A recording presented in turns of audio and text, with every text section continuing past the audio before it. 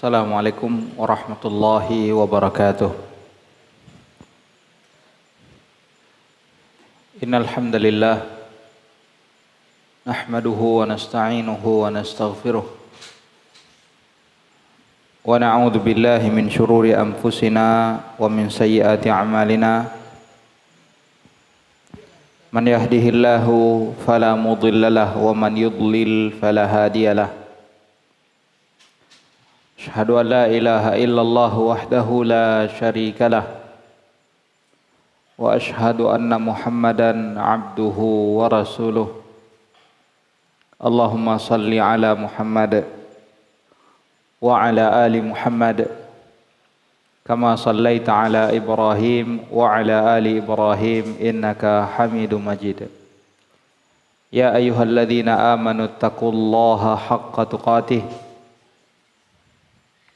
wa la tamutunna illa wa antum muslimun. Ya ayyuhan nas ittaqu rabbakumul ladzi khalaqakum min nafsin wahidah wa khalaqa minha zawjaha wa batha minhuma rijalan katsiran wa nisaa'a wattaqullaha alladzi tasaaluna bihi wal arham innallaha kana 'alaikum raqiba.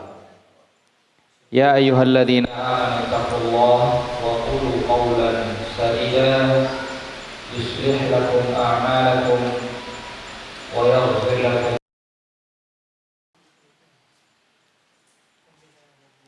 Ikhwatal iman, a'azzani Allah wa iyyakum.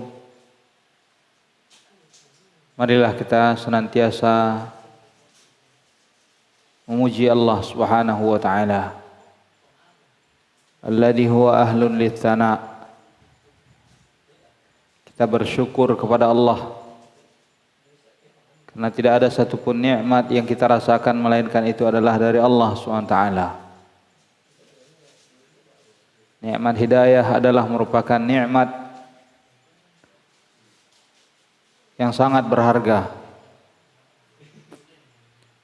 Agar Allah Subhanahu wa taala senantiasa menambah nikmat tersebut, maka sudah seharusnya kita meningkatkan kesyukuran kita dengan meningkatkan ketakwaan kepada Allah Subhanahu wa taala. Salawat beriring salam semoga senantiasa tercurahkan kepada Nabi Muhammad sallallahu alaihi wasallam yang senantiasa membimbing umat manusia kepada jalan Allah, memperingatkan mereka dari jalan-jalan syaitan, mengajak mereka untuk bertakwa kepada Allah, dan memperingatkan mereka jangan sampai bermaksiat kepada Allah Subhanahu wa taala. Ikhwatal iman, a'azzani Allah wa iyyakum. Kita lanjutkan pembahasan risalah Qatfu al-Jana ad-Dani syarah muqaddimah risalah Ibnu Abi Zaid Al-Qairwani, di mana pada pertemuan terdahulu kita telah menyampaikan muqaddimah atau faidah yang pertama sebelum pembahasan muqaddimah risalah Ibnu Abi Zaid Al-Qairwani, di mana faidah yang pertama tersebut yaitu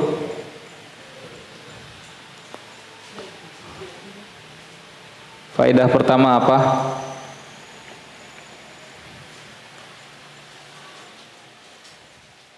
Manhaj Ahlus Sunnah dalam masalah akidah adalah ittiba. Manhaj atau metode jalan yang dipakai oleh Ahlus Sunnah wal Jamaah dalam masalah akidah adalah ittiba', mengikut. Karena masalah akidah itu merupakan perkara gaib dan tidak ada jalan untuk mengetahui perkara gaib melainkan melalui Al-Quran dan sunnah Rasulullah sallallahu alaihi wasallam yang sahihah sesuai dengan pemahaman para sahabat radhiyallahu anhum. Ini faedah pertama yang sudah kita jelaskan pada 2 atau 3 pertemuan terdahulu. Faedah yang kedua, qala al-muallif hafizahullahu taala, al-faedah ats-tsaniyah wasatiyatu ahli sunnati wal jamaah fil aqidah baina firaqid dalal. Wasatiyah, kata wasatiyah berasal dari kata wasatun, ya, artinya pertengahan. Jadi di sini Ahlus Sunnah, sikap Ahlus Sunnah wal Jamaah, sikap mereka adalah wasat, pertengahan. Pertengahan antara apa? Bainat tafriq wal ifrat, antara meremehkan dengan sikap berlebih-lebihan. Kata muallif, amma nabiyyuna Muhammadun sallallahu alaihi wasallam, nabi kita Nabi Muhammad sallallahu alaihi wasallam, sikap beliau adalah wasatun bainal umam, pertengahan di antara umat-umat terdahulu. Beliau berkata, fa innal yahuda wan nasara mutadaddun. Orang Yahudi dan orang Nasrani, mereka ini adalah 2 kelompok yang saling bertolak belakang. Orang Yahudi dan orang Nasrani adalah 2 kelompok yang saling bertolak belakang. Fal Yahud jafau fil anbiya.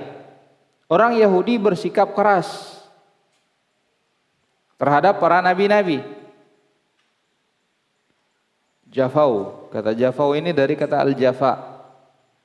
Al-jafa itu dingin atau keras, meremehkan, menyepelekan. Ini sikap orang Yahudi terhadap para nabi Allah Subhanahu wa taala. Sampai mereka membunuh nabi-nabi yang diutus oleh Allah Subhanahu wa taala. Sebaliknya, orang Nasara, mereka berlebih-lebihan dalam mengkultuskan nabi.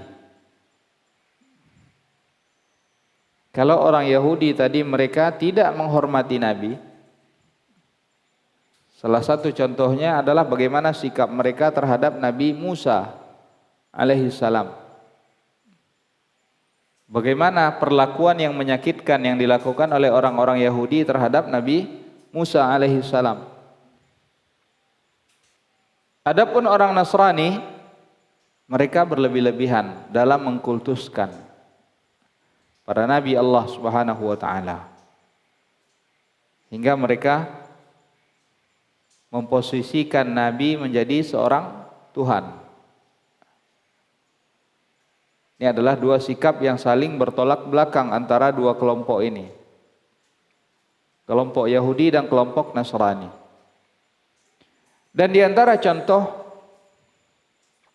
sikap bertolak belakang mereka dalam masalah hukum, kalau tadi adalah dalam masalah akidah, contoh dari sikap bertolak belakang antara orang Yahudi dan orang Nasrani dalam masalah akidah. Adapun contoh sikap bertolak belakang mereka dalam masalah hukum, di mana orang Yahudi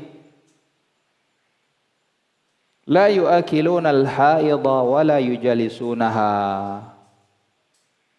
Orang Yahudi bagaimana mereka menyikapi wanita yang haid? Orang Yahudi tidak mau mendekati sama sekali wanita yang haid. Tidak mau mendekati dalam artian apa? Bukan dalam artian berhubungan, tidak. Bahkan duduk bersama wanita haid mereka tidak mau. Makan satu meja dengan wanita yang haid mereka tidak mau. Allah SWT menyebutkan yas'alunaka 'anil mahid. Mereka bertanya kepada engkau tentang haid, wanita yang haid. Yas'alunaka 'anil mahid qul huwa adza fa'tazilun nisaa fil mahid wa la taqrabuhunna hatta yathhur. Katakan haid itu adalah adzan, kotoran, penyakit. Maka jauhilah.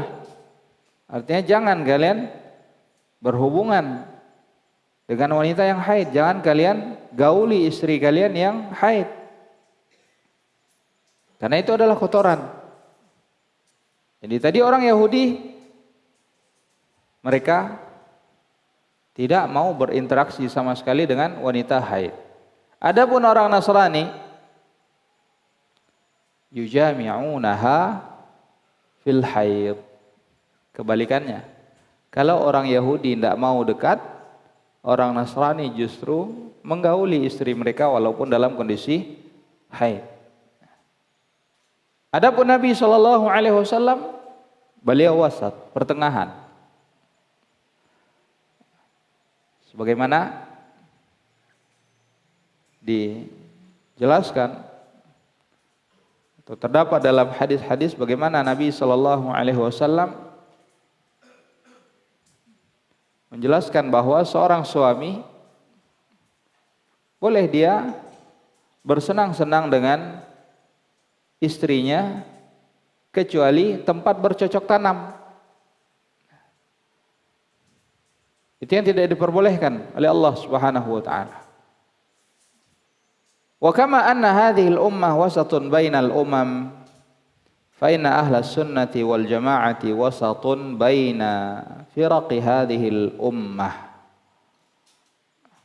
Sebagaimana umat ini adalah umat yang sikapnya pertengahan di antara umat-umat lainnya, maka begitu pula ahlus sunnah wal jamaah sikap mereka adalah sikap pertengahan.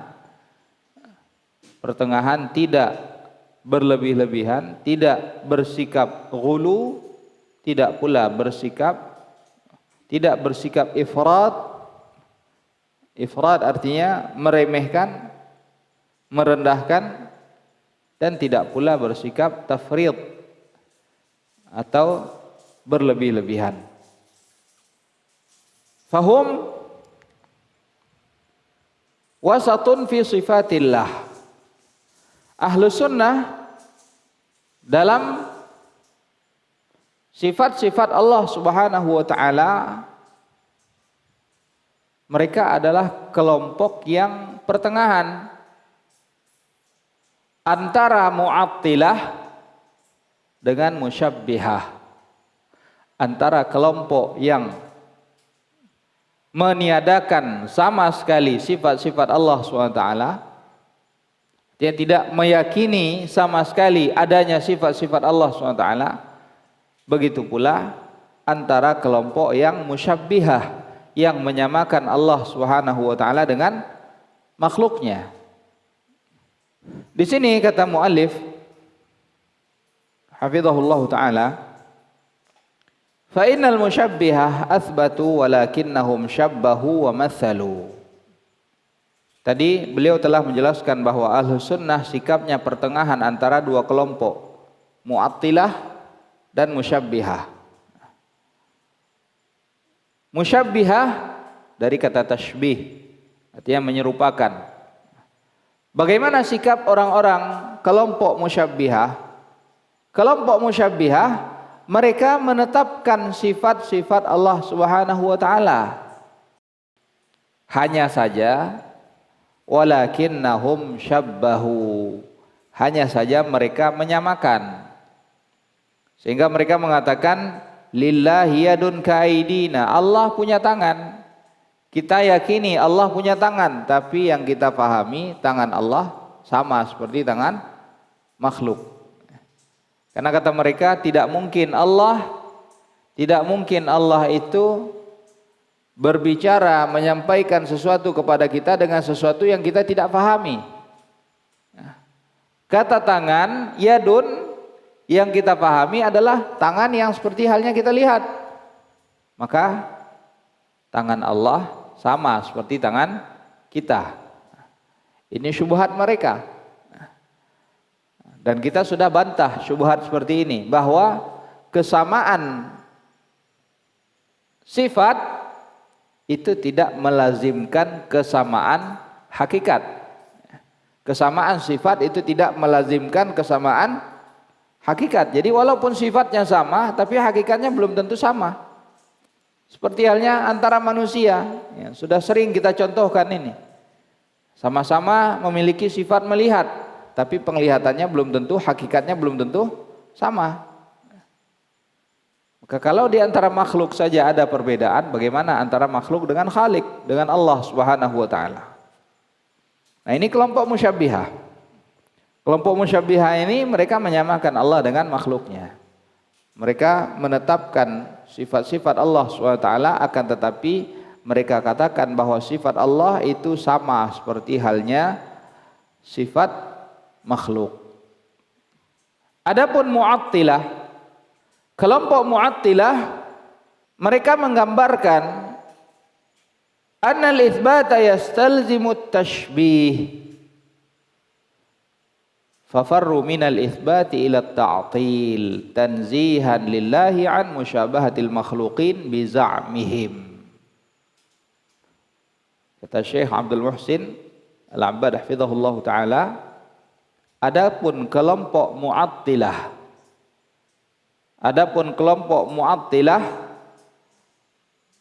yang mereka gambarkan dalam fikiran mereka, yang mereka fikirkan, yang mereka gambarkan dalam otak mereka, bahwa apabila kita menetapkan sifat Allah, maka itu melazimkan adanya tashbih.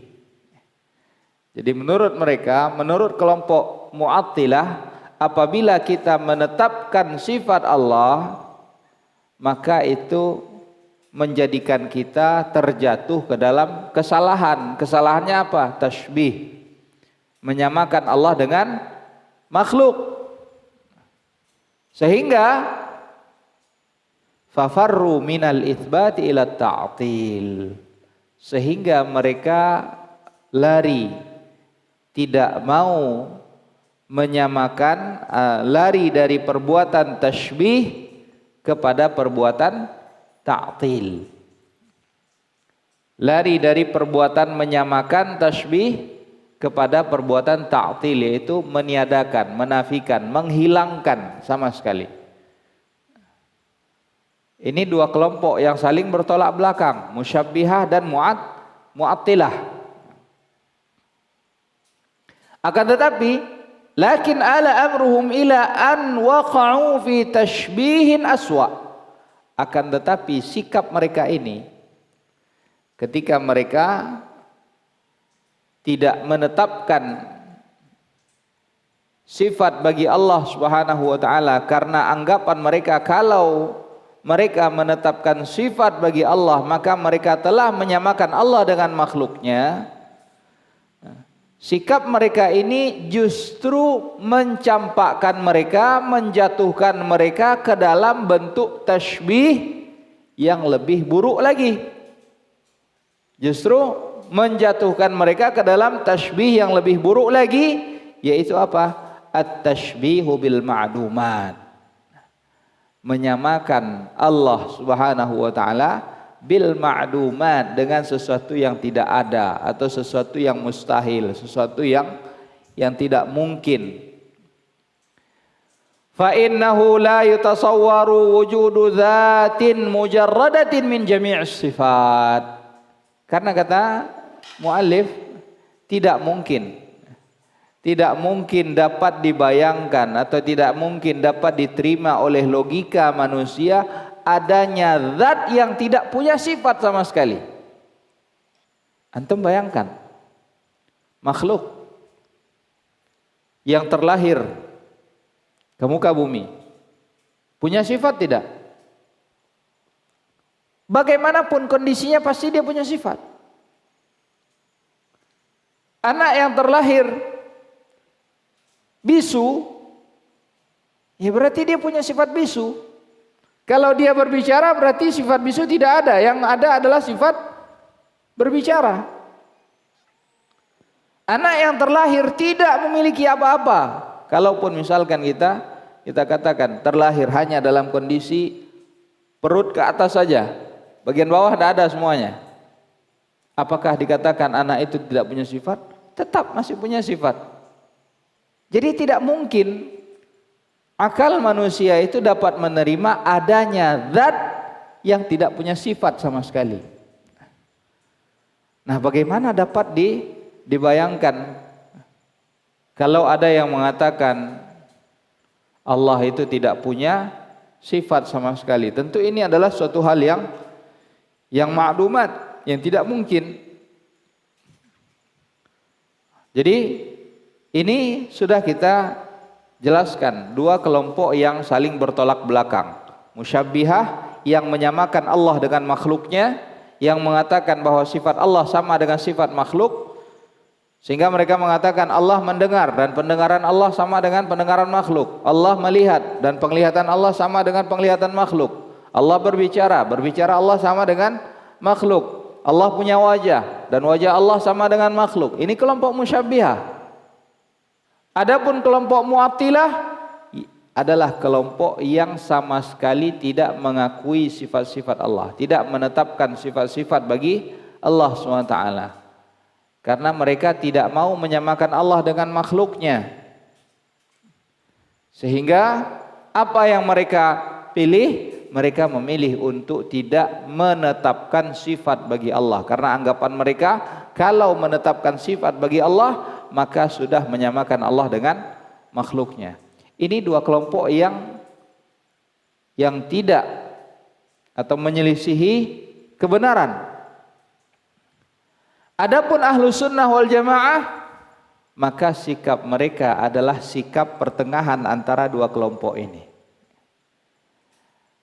Mereka menetapkan sifat bagi Allah SWT, namun mereka berkeyakinan bahwa sifat Allah tidak sama seperti sifat makhluk. Jadi sikap mereka pertengahan antara kelompok musyabbihah dan kelompok mu'attilah. Sikap mereka ini berdasarkan kepada firman Allah Subhanahu wa taala. Coba ada yang masih ingat dalam surat apa, ayat berapa? Ini ayat yang jadi pegangan kita dalam memahami sifat-sifat Allah SWT. Firman Allah dalam surat Asy-Syura. Ayat berapa? Ayat 11. Yaitu apa firman Allah? Laisa kamitslihi syai'un wa huwas samiul basir. Nah, ayat ini adalah merupakan pegangan Ahlus Sunnah wal Jamaah dalam memahami sifat-sifat Allah SWT. Dalam ayat ini ada dua batasan yang harus dipegang. Yang pertama, penggalan pertama dari ayat yaitu laisa kamitslihi syai'un. Ini pegangan rambu-rambu pertama. Laisa kamitslihi syai'un. Kita harus meyakini tidak ada satupun yang menyerupai Allah. Batasan kedua pada penggalan lanjutan dari ayat tersebut, yaitu apa? Wa huwas samiul basir. Allah mengatakan Allah Maha mendengar, Allah Maha melihat. Artinya apa? Kita harus menetapkan segala sesuatu yang Allah tetapkan untuk dirinya. Kita harus menetapkan segala sifat yang Allah tetapkan untuk dirinya. Jadi kalau Allah menetapkan Allah Sami', Allah Maha mendengar, maka kita wajib untuk meyakini Allah itu mendengar, tapi dibarengi dengan keyakinan laisa kamitslihi syai'un. Dibarengi dengan keyakinan tidak ada satupun yang menyerupai Allah. Jadi kita katakan Allah mendengar, tapi pendengaran Allah tidak sama dengan pendengaran makhluk. Kalau Allah mengatakan Allah basir, Allah Maha melihat, maka kita yakini Allah melihat, namun penglihatan Allah itu tidak sama dengan penglihatan makhluk. Kalau Allah mengatakan yadullah, tangan Allah, maka kita katakan Allah punya tangan, tapi tangan Allah hakikatnya tidak sama dengan tangan makhluk, namun sesuai dengan keagungan Allah Subhanahu wa ta'ala. Jadi inilah sikap Ahlus Sunnah wal Jamaah, yaitu wasat, pertengahan. Kata beliau, فَأَثْبَتُوا لِلَّهِ السَّمْعَ وَالْبَصَرَ كَمَا أَثْبَتَ اللَّهِ ذَلِكَ لِنَفْسِهِ. Maka Ahlus Sunnah, mereka menetapkan pendengaran, penglihatan sebagaimana Allah menetapkan hal yang demikian bagi dirinya. Falam yu'attilu. Sehingga dengan demikian, dengan mereka menetapkan sifat bagi Allah, mereka tidak bersikap seperti kelompok Mu'attilah yang sama sekali tidak menetapkan sifat bagi Allah SWT. Begitu pula wa ma'a itsbatihim nazzahu wa lam yushabbihu. Walaupun mereka menetapkan, akan tetapi mereka tidak menyamakan dengan makhluk. Ikhwatal iman azani Allah wa iyyakum. Ibnu Abdul Barr rahimahullahu taala, beliau berkata di dalam kitab At-Tamhid, wa amma ahlul bid'ah wal jahmiyah wal mu'tazilah kulluhum wal khawarij fa kulluhum yunkiruha wa la yahmilu syai'an minha 'ala al-haqiqah wa yaz'umuna anna man aqarra biha musyabbihun wa hum 'inda man athbataha nafuna lil ma'bud. Adapun ahlul bid'ah, kelompok Jahmiyah, kelompok Mu'tazilah, mereka semuanya, begitu pula kelompok Khawarij, semuanya mengingkari sifat-sifat Allah Subhanahu wa taala sebagaimana mestinya. Wala yahmilu syai'an minha 'ala al-haqiqah, dan mereka tidak membawakan suatu sifat dari sifat-sifat tersebut sesuai dengan hakikatnya, hakikat yang layak pantas bagi Allah SWT. Wa yaz'umun, dan mereka beranggapan anna man aqarra biha musyabbihun. Mereka beranggapan bahwa siapa yang menetapkan sifat Allah, maka sungguh dia telah menyamakan Allah dengan makhluknya. Imam Az-Zahabi rahimahullahu ta'ala memberikan komentar terhadap perkataan Ibnu Abdul Barr ini. Beliau berkata, sadaqa wallah, demi Allah sungguh perkataan ini benar adanya. Fa inna man ta'awwala sa'ira sifat wa hamala ma warada minha ala majazil kalam addahu dhalika salb ila ta'tilir rabb. Karena sungguhnya siapa yang mentakwil, mentafsirkan seluruh sifat-sifat Allah dan mereka membawakan sifat-sifat tersebut kepada majaz dalam kalam, maka perbuatan mereka tersebut justru mengakibatkan apa? Addahu dzalika as-salabu ila ta'tilir rabb. Hal tersebut justru menyebabkan mereka terjatuh ke dalam ta'til, menghilangkan, menafikan seluruh sifat dari Allah Subhanahu wa taala. Wa an yushabihal ma'dum, dan menyamakan Allah dengan sesuatu yang tidak ada. Seperti yang tadi sudah kita sampaikan, orang-orang Mu'attilah itu telah menyamakan Allah dengan apa? Bil ma'dumat, dengan sesuatu yang tidak ada.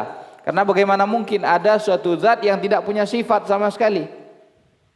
Sebagaimana dikatakan oleh Hammad bin Zaid, dinukilkan dari Hammad bin Zaid rahimahullahu taala, di mana beliau berkata, Masalul Jahmiyah, perumpamaan orang Jahmiyah yang menafikan, menghilangkan seluruh sifat-sifat Allah SWT, kata beliau, kaqaumin qalu, ibaratnya seperti suatu kaum yang berkata, fi darina nakhlatun, di rumah kami ada pohon kurma.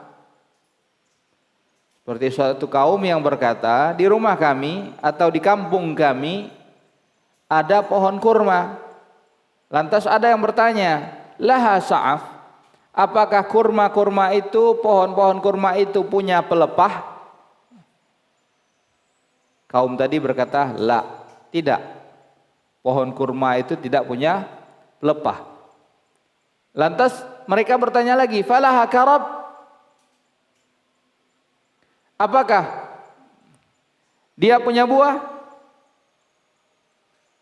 Dijawab tidak. Dikatakan lagi, laha rutab waqin, adakah di pohon kurma itu kurma yang masih basah atau untayan buah-buah kurma? Kaum tersebut juga berkata tidak ada. Qila falaha saq, lantas ada lagi yang bertanya, apakah pohon kurma itu punya batang? Kaum tersebut juga berkata, tidak. Pohon kurma itu juga tidak ada batang. Qila fama fi darikum nakhlah. Sehingga orang itu berkata lagi, kalau begitu di tempat kalian, di kampung kalian itu tidak ada pohon. Karena bagaimana mungkin kalian mengatakan di rumah kami ada pohon, tapi ketika ditanyakan apakah pohon itu punya pelepah, punya daun, punya ranting, punya buah, kalian mengatakan tidak ada sama sekali. Tidak punya ranting, tidak punya batang, tidak punya buah, tidak punya pelepah. Ini kan sesuatu yang ma'dum, yang tidak mungkin, yang tidak ada. Maka demikian pula lah, kata Hammad bin Zaid, perumpamaan orang-orang Jahmiyah yang menafikan, yang menghilangkan seluruh sifat-sifat Allah Subhanahu wa taala. Kemudian kata muallif rahimahullahu taala, wal ma'na anna man nafa 'anillahi sifat. Maknanya, kata beliau, makna dari perkataan Hammad bin Zaid tadi yang mengatakan bahwa perumpamaan kelompok Jahmiyah yang menafikan sifat-sifat Allah adalah seperti suatu kaum yang ditanya, yang mengatakan di tempat kami ada pohon kurma. Lantas ditanya, bagaimana pohon kurmanya? Apakah punya pelepah, punya daun, punya buah, punya batang atau tidak? Semuanya mereka jawab tidak ada. Mereka, muallif di sini mengatakan, makna dari perkataan Hammad bin Zaid di sini adalah siapa yang menafikan sifat dari Allah, siapa yang menafikan sifat dari Allah, maka hakikatnya sama dengan menafikan ma'bud, menafikan Allah, tidak beriman kepada Allah. Jadi sama saja, intinya sama saja dia mengatakan Allah itu tidak ada. Nah, ini adalah kekufuran. Id la yutasawwar wujudu dzatin mujarradatin min jami'is sifat. Karena tidak dapat diterima oleh akal adanya suatu zat yang tidak punya sifat sama sekali. Walihada qala Ibnul Qayyim fil muqaddimah allati baina yaday qasidatihi nuniyah. Karena itulah Ibnul Qayyim berkata dalam muqaddimah qasidahnya An-Nuniyah, Ibnul Qayyim berkata, fal musyabbihu ya'budu sanaman. Al musyabbih, orang yang menyamakan Allah, kelompok yang menyamakan Allah dengan makhluknya, ya'budu sanaman. Wal mu'attilu ya'budu adaman. Adapun kelompok mu'attilah yang menafikan sifat dari Allah, maka mereka beribadah menyembah kepada adaman, sesuatu yang tidak ada. Musyabbih, kelompok yang menyamakan Allah dengan makhluknya, hakikatnya dia beribadah menyembah. Karena apa? Karena mereka menyamakan Allah dengan makhluknya.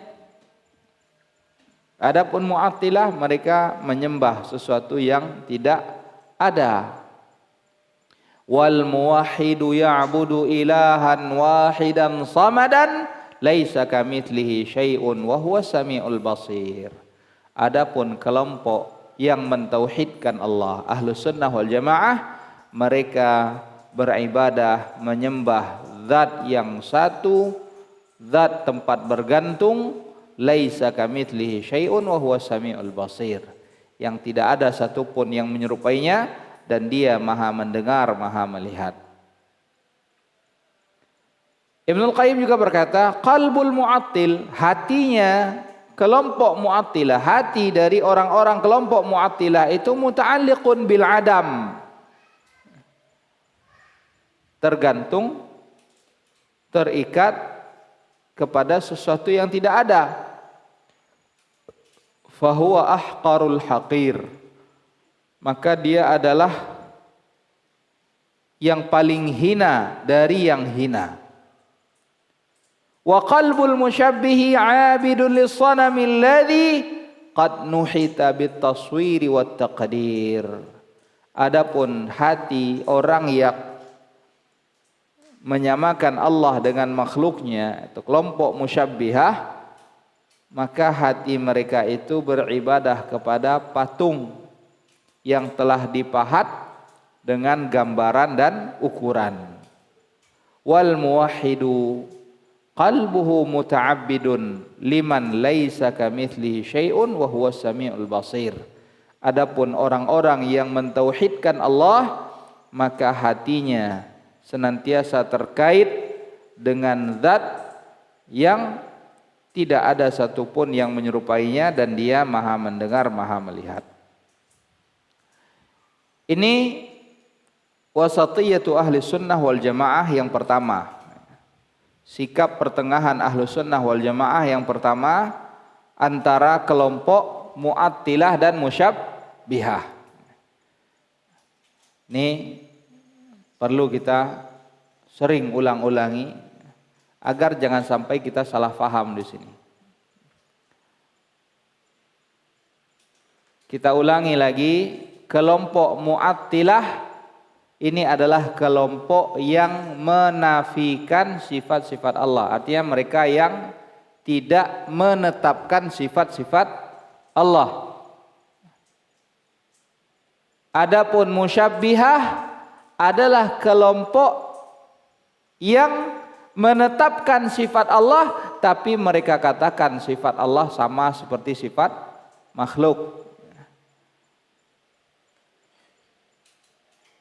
Kita tekankan lagi, dua kelompok ini adalah kelompok yang menyimpang. Dua kelompok ini kelompok yang menyimpang. Keyakinan mereka adalah keyakinan yang tidak benar. Adapun kelompok yang benar adalah kelompok yang pertengahan antara dua kelompok ini, yaitu Ahlus Sunnah wal Jamaah. Mereka menetapkan tapi tidak menyamakan dengan Allah dengan makhluk, dan mereka tidak menafikan sifat-sifat Allah Subhanahu wa taala. Kalau antum khawatir, antum tulis dengan tulisan besar bahwa keyakinan Ahlus Sunnah wal Jamaah dalam sifat-sifat Allah SWT adalah apa? Mereka menetapkan sifat-sifat Allah. Di Ahlus Sunnah menetapkan sifat-sifat Allah Subhanahu wa taala berdasarkan sesuai dengan ayat surat Asy-Syura ayat 11. Itu apa? Laisa kamitslihi syai'un. Mereka menetapkan sifat dan mereka mengimani bahwa sifat Allah itu laisa kamitslihi syai'un. Tidak ada satupun yang menyerupainya. Wa huwas samiul basir. Dan Allah Maha mendengar, Allah Maha melihat. Baik, yang kedua kata muallif, wa hum wasatun fi af'alil ibad bainal jabariyatil ghulah alladhina yanfuna 'anil 'abdi al-ikhtiyar wa yaj'aluna af'alahu ka harakatil ashjar wa bainal qadariyatin nufah alladhina yaj'aluna al-'abda khaliqan li fi'lihi wa yanfuna taqdir Allah 'azza 'alayhi. Fa ahlus sunnah wal jamaah yuthbituna lil 'abdi masyiatan wa ikhtiyaaran bihima yastahiqqu ath-thawaba wal 'iqab lakin la yaj'alunahu mustaqillan fi dhalika bal yaj'aluna masyiatahu wa iradatahu tabi'atan li masyiatillahi wa iradatihi kama qala Allah 'azza wa jalla liman syaa'a minkum an yastaqim wa ma tasyauna illa ayyasha Allahu rabbul alamin. Wa huwa subhanahu wa ta'ala khaliqul ibadi wa af'alul ibad kama qala Allah 'azza wa jalla wallahu khalaqakum wa ma ta'malun. Wallahu khalaqakum wa ma ta'malun. Jadi beliau berkata bahwa Ahlus Sunnah sikap mereka juga pertengahan. Kalau tadi pertengahan dalam masalah sifat-sifat Allah, nah yang kedua ini Ahlus Sunnah juga memiliki sifat pertengahan dalam masalah apa? Af'alul ibad, perbuatan seorang hamba. Antara dua kelompok yang menyimpang, antara kelompok Jabariyah dengan kelompok Qadariyah. Ahlus Sunnah juga sikap mereka adalah sikap pertengahan antara kelompok Jabariyah dengan kelompok Qadariyah. Ini terkait dengan masalah apa? Masalah perbuatan seorang hamba. Kelompok Jabariyah bagaimana pendapat mereka? Kelompok Jabariyah berkeyakinan bahwa hamba itu tidak punya pilihan sama sekali. Kelompok Jabariyah mengatakan hamba itu ibaratnya seperti pohon. Kemana angin bertiup maka ke situlah dia akan diarahkan. Jadi menurut kelompok Jabariyah manusia itu tidak punya pilihan. Ini menurut kelompok Jabariyah manusia itu tidak punya pilihan. Sehingga mereka mengatakan bahwa kalau manusia itu berbuat maksiat ya itu sudah, mereka tidak punya pilihan apa-apa.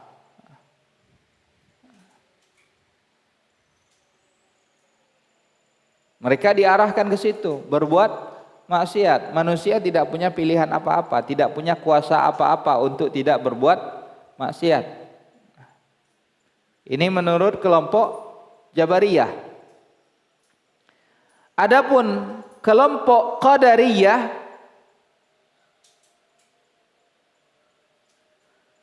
Mereka justru berpendapat bahwa manusialah yang menciptakan perbuatannya sendiri.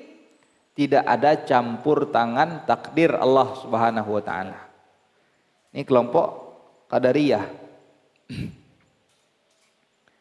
Kalau Jabariyah tadi, ya mereka mengatakan bahwa manusia itu tidak punya kuasa apa-apa. Jadi mereka sudah tidak ada kuasa mereka untuk menciptakan perbuatan mereka. Tidak ada pilihan. Mereka tidak ada pilihan. Ini kelompok Jabariyah. Kelompok Qadariyah mengatakan sebaliknya.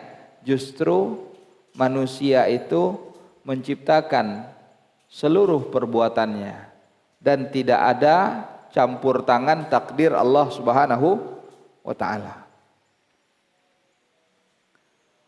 Nah, dua kelompok ini, Qadariyah dan Jabariyah ini juga merupakan kelompok yang menyimpang, yang tidak sesuai dengan pemahaman Ahlus Sunnah wal Jamaah. Justru Ahlus Sunnah wal Jamaah mereka sikapnya adalah pertengahan antara dua kelompok ini. Mereka justru mengatakan bahwa seorang hamba itu punya ikhtiar, punya pilihan, punya iradah, punya kehendak. Hanya saja kehendak mereka itu tidak keluar dari kehendak Allah Subhanahu wa taala. Sebagaimana firman Allah Subhanahu wa taala dalam surat At-Takwir. Firman Allah dalam surat At-Takwir ayat 28 dan 29. Firman Allah SWT dalam surat At-Takwir ayat 28 dan 29, Allah Subhanahu wa taala mengatakan, liman syaa'a minkum an yastaqim wa ma tasyauna illa an yasha'allahu rabbul alamin. Allah mengatakan, siapa di antara kalian yang hendak istiqamah, jadi lurus, wa ma tasyauna illa ayyasha'allahu rabbul alamin, dan tidak ada apa yang kalian inginkan illa an yasha'allahu rabbul alamin, melainkan itu juga di bawah masyiah kehendak Allah Subhanahu wa taala. Dan Allah Subhanahu wa taala menciptakan manusia, dan Allah pula lah yang menciptakan perbuatan-perbuatan manusia, sebagaimana Allah Subhanahu wa taala mengatakan, wallahu khalaqakum wa ma ta'malun. Dan Allah Subhanahu wa taala dialah yang menciptakan kalian dan apa yang kalian lakukan. Terkait dengan masyiah Allah Subhanahu wa taala atau iradah Allah Subhanahu wa taala ini, perlu kita sampaikan secara umum bahwa masyiah Allah, agar jangan sampai ada yang salah memahami. Kalau begitu Allah Subhanahu wa taala menginginkan kekufuran. Jangan sampai ada yang memahami bahwa wallahu khalaqakum wa ma ta'malun, Allah yang menciptakan kalian dan apa yang kalian perbuat. Artinya Allah menginginkan kekufuran. Perlu diketahui ikhwatul iman azanillahu wa iyyakum bahwa masyiah, kehendak Allah SWT itu ada yang merupakan masyiah atau iradah kauniyah, ada yang merupakan iradah syar'iyah. Iradah syar'iyah artinya adalah kehendak atau segala sesuatu yang dikehendaki oleh Allah dan dia mutlak disukai oleh Allah SWT, namun tidak mesti selalu terjadi. Adapun iradah kauniyah, dia mutlak terjadi, tapi tidak selalu yang disukai oleh Allah SWT. Namun Allah menciptakannya karena ada hikmah yang dikehendaki oleh Allah Subhanahu wa taala dalam hal tersebut. Jadi sinilah seorang mukmin menyikapi segala sesuatu yang terkait dengan perbuatan-perbuatan Allah Subhanahu wa taala. Khutal iman azani Allah wa iyyakum. Kita cukupkan sampai poin yang kedua terkait dengan wasatiyah atau sikap pertengahan Ahlus Sunnah wal Jamaah. Insyaallah taala pada pertemuan yang akan datang kita akan lanjutkan dengan sikap pertengahan Ahlus Sunnah wal Jamaah terkait dengan bab janji dan ancaman Allah Subhanahu wa taala. Mudah-mudahan apa yang kita sampaikan dapat bermanfaat. Ja'alallahu wa iyyakum mimman yastami'ul qawla fayattabi'u ahsanah. Wa sallallahu ala nabiyyina Muhammad wa ala alihi wa sahbihi wa sallam. Subhanakallahumma bihamdik asyhadu an la ilaha illa anta astaghfiruka wa atubu ilaik. Wassalamualaikum warahmatullahi wabarakatuh.